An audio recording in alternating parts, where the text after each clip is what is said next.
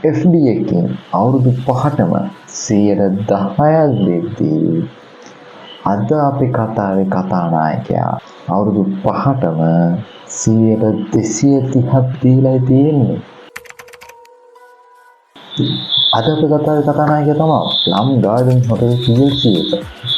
මේ ෂෙයා එක 2020 මාර්තු 31 වෙනිදා කොටස් වෙනකොට ගණන් රුපියල් 28.87 ඒත් 2035 මාර්තු 31 වෙනකොට මේ ගණන් රුපියල් 95කට.